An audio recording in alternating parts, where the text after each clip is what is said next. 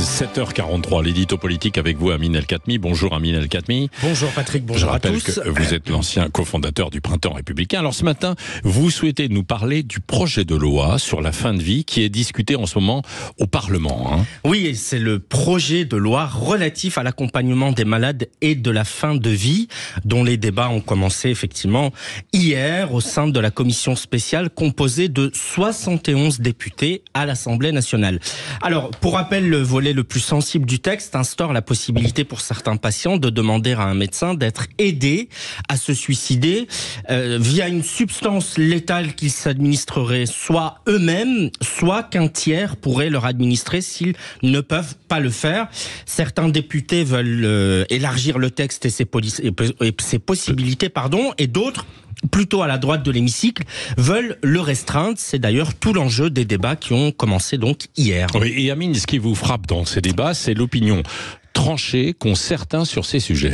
Oui Patrick, je dois bien avouer que ça me fascine sur une question aussi sensible qui touche à ce que nous avons au fond de plus intime, la vie, la mort. Je m'étonne que l'on puisse avoir un avis tranché, qu'il soit d'ailleurs pour ou contre, ce n'est même pas le sujet. Venir sur un tel débat et asséner des arguments d'autorité ne laissant pas la moindre place au doute, oui, ça me fascine.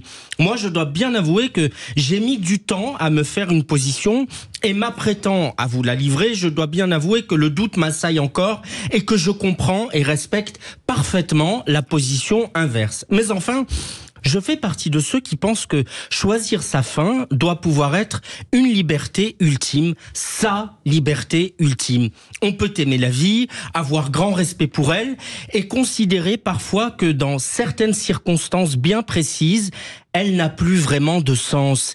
Quiconque a accompagné un proche atteint d'une maladie incurable, le condamnant à moyen ou long terme.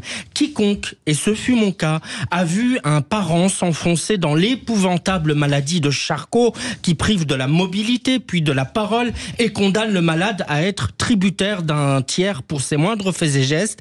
Quiconque a connu tout ça c'est sans doute poser la question du sens de cette vie-là. C'est pour ces raisons, et au nom aussi du principe de laïcité, que je suis plutôt favorable à ce texte, tout en respectant, encore une fois, ceux qui s'y opposent. Oui, non mais et on comprend évidemment, c'est ça, cette indécision qu'on peut avoir, parce que c'est pas évident, quoi. Et puis surtout quand on est confronté à cette réalité, évidemment, dans l'absolu, facile d'avoir une position, plus facile. Dans la réalité, c'est un petit peu plus compliqué. Je sais pas si vous êtes d'accord avec ce que vient de dire Amine El-Khatmi. En tout cas, vous pouvez nous appeler et nous en parlerons tout à l'heure avec Jean-Jacques Bourdin. Vous aurez la parole, 0826 300 300.